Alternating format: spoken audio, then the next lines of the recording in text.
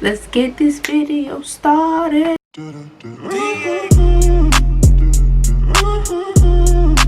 Hey guys, welcome back to my channel. My name is Jennifer Mackenzie. If you're new, it's amazing to meet you. Go ahead, get comfortable, let's talk. So for those of you that are aware of the date, you see it's Juneteenth, June 19th. Juneteenth is the day blacks in Texas were notified of the Emancipation Proclamation, which had occurred in 1863. And they didn't know until 1865 that they were free.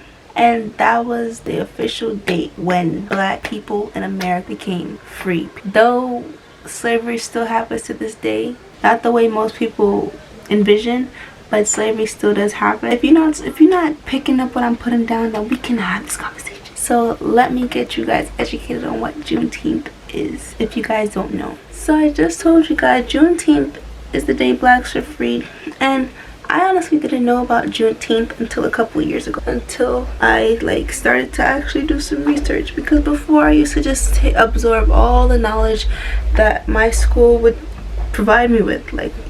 I wouldn't learn about my history. I would learn about the white man's history, the white woman's history. We need to stop believing the myth. In this country, what we call education is actually indoctrination. And it takes us from the ages of 5 to the age of 18 to thoroughly indoctrinate people so that they will believe in the myth of white superiority. And it is a myth.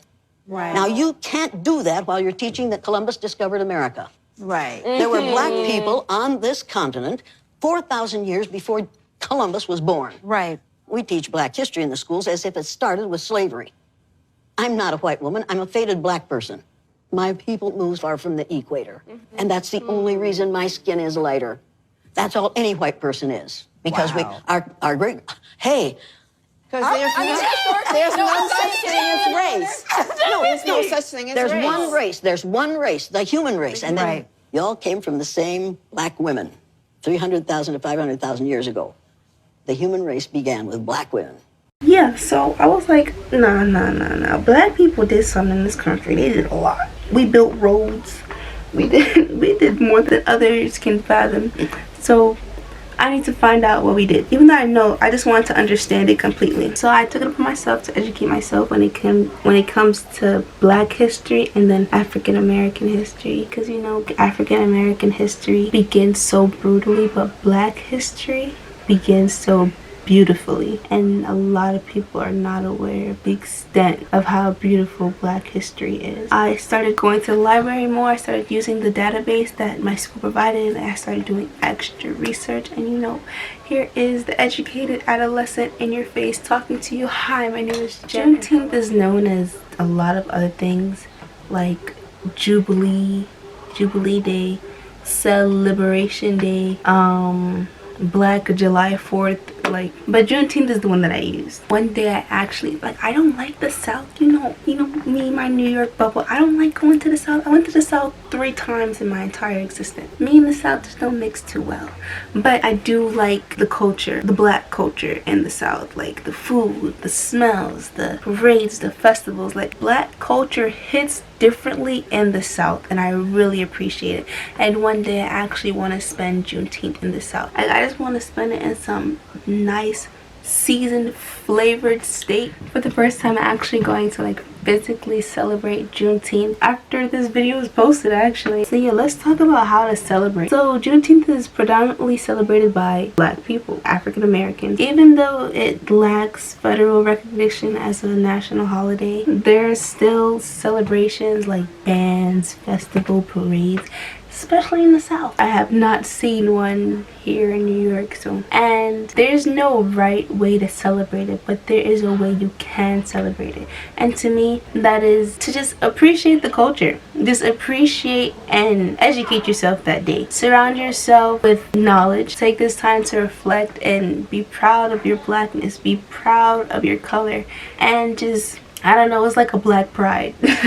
Gather a group of friends, or gather your family members, or just gather people that you're acquainted with, and just sit and talk with them about some history, talk about things maybe they do or do not know, talk about how you feel about certain things regarding the black community. This is the best time to bring it up, though there's no wrong time to bring it up, but I feel like this day especially is one of the best times to bring up problems within the black community, and then ways we can move forward, and different roles that we unconsciously play in our community as a member of the black community. I feel like it's our responsibility to be close with our brothers and sisters, educate one another. Do not just cancel ignorance. Attempt to educate people. Let's say you're not black and you don't feel comfortable celebrating Juneteenth. I guess take this time to understand what Juneteenth is and then educate those around you. I've been talking a lot. There's no wrong way to celebrate Juneteenth. Just be very happy, rejoice. We just need to stand by each other and show our support for one another. That's what we really need. I'll drop a playlist. I'm not dropping any playlists, you know, I don't make music and all that. But I do have song recommendations they'll play right here to play during your barbecue or during your get together in your living room or during your card games, dominoes, whatever you're doing to celebrate the day. Just be in touch with your roots. That's all, guys. If you like jazz, search up different black jazz artists. If you like hip-hop, search up different black MCs. What I'm doing for Juneteenth is there's gonna be a barbecue, and I'm inviting a couple of my friends over. Cook your food. Oh, learn new recipes from the South. Yo, when I tell you, when I be looking at some food from the South, I don't eat like chitterlings and collard greens and all that stuff, but I was looking at some dishes, I'll be like, I like that. I like just talking about the holiday makes me want to take my hair out, put the pick in it, you know, with the little fist, or just even put on my hat. If you don't have any like knowledge that you actually searched up or anything, just tell stories of from your grandparents and your aunts and your uncles and your pastors. Just tell a story from some black person. Talk about what your grandparents went through when they moved to a different country. Talk about what your mother, your father experienced. Like I stated in my last video, segregation ended 56 years ago. Your parents, a lot of people who live here in the United States, their grandparents lived here too, and they could tell you about what they went through. It's just like some things that you need to hear. Like, you know you need to hear them. You don't know why yet, but you do know you need to hear them. It makes me, it like builds character in me in a way. Like, they went through that wasn't fair. It allows me to recognize situations that I'm in. So just talk about things you've experienced. Maybe you haven't experienced racism. Talk about why you think you never experienced racism. Talk about things you've seen and you're questioning them, whether they're regarding the topic or not. We need to converse, and we need to just come together and share ideas and watch old films. Watch African American history based films or just black history based films. I'll put a couple somewhere around the screen. And then someone went to the South and they were like, Abraham ain't tell you, man, you freak. And that was when they found out, oh, hey, it's let's go.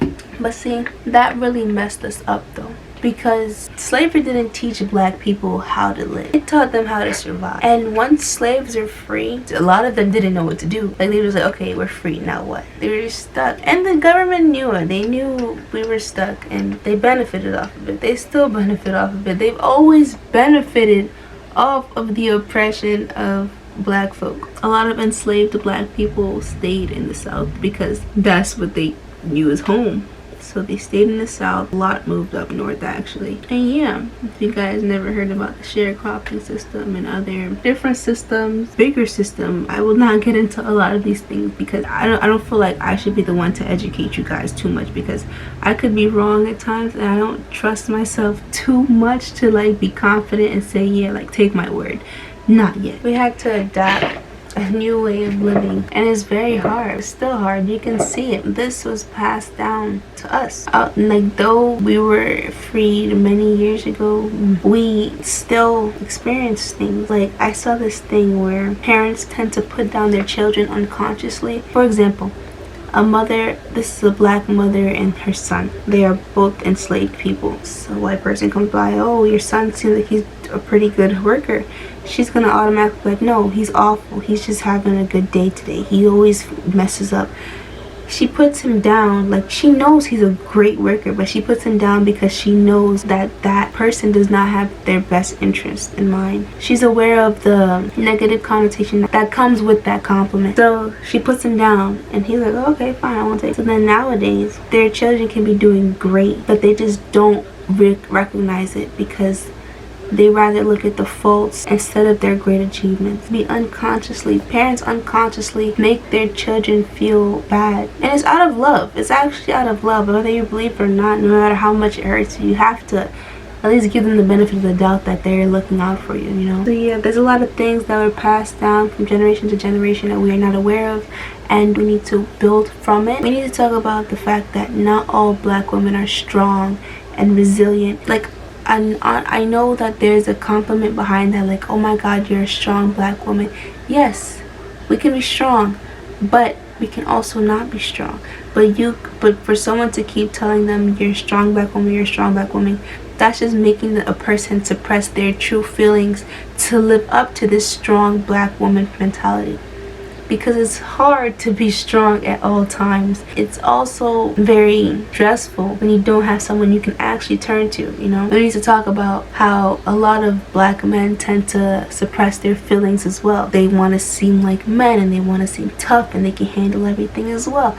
But that's just hurting themselves at the end. They need to let all of that out, and I bet you it would be like a more tranquil environment. Colorism is real, and a lot of people tend to overlook it. So yeah, we need to talk about stuff like that. We need to talk about the over-sexualization of children just because of their hairstyles or other things. There's so many things that you unconsciously experience, and we need to talk about it. So when I say just talk, we need to just talk. We need to build this community up, and lastly, embrace who you are. Embrace your race, embrace your ethnicity, embrace your heritage, embrace every single part of you. Embrace your hair, embrace your skin tone, embrace your discoloration, embrace your hyperpigmentation, embrace every single part of you. You should not change who you are because of the way that you feel someone else views you. When I look at myself, I don't actually look at myself. I look at myself, look at myself. That also ties into me being an introspective person. This is me. And when I'm doing things, I see me standing here, looking at me sitting here, looking at them sitting there. Like, when I look at myself, I truly look at myself and not look at myself from someone else's perspective. I don't want another person's views or their mentality to just like rain on top of mine. It's like, no. That just causes internal chaos that I do not need. Someone says, oh, I don't like dark-skinned girls, I don't like light-skinned girls, and you're dark skin or you're light skin or you're brown skin or you're purple skin and you're offended, don't take it to heart, because that person is nothing. That person does not matter. You matter. That person does not matter. They don't like you? What you gonna do? You gonna fight somebody for not liking you? Like, man, grow up. That's like fighting somebody because something they said about it. They said it. They already said you want to take them back. Even though they take it back, they already said it. It's already out into the atmosphere. There's no point. That's another thing. We need to stop asking and requesting apologies. Like, they said what they said, you heard it, act accordingly. You do not need someone else's approval. Because they think so does not mean you have to think so. It's like with that whole thing, like, just because something is legal doesn't mean it's right. Slavery was legal. Was it right? No. But hey, a lot of racist people could argue like, yes, it was right. You cannot convince everyone. So it's best to just focus on yourself.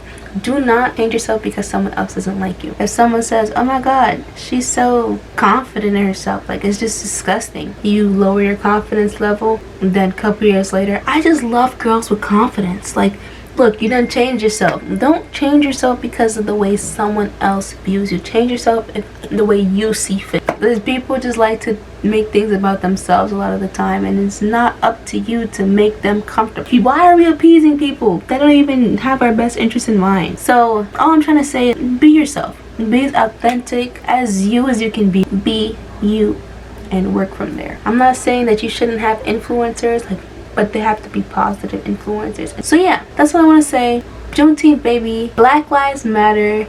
Power to the people. Hold on. Let me put on the hat for the outro. It's time to get crunk because, baby, baby. You see the date? Happy Juneteenth, everybody. I hope you guys have an amazing day. If you like this video, please like, comment, subscribe. Go watch my old videos. Also, please watch my previous video, which is the Black Lives Matter video, and read the description box below. Actually, you don't even have to watch the video, just read the description box. That's the most important part. So yeah, stay educated. Hasta la vista, baby.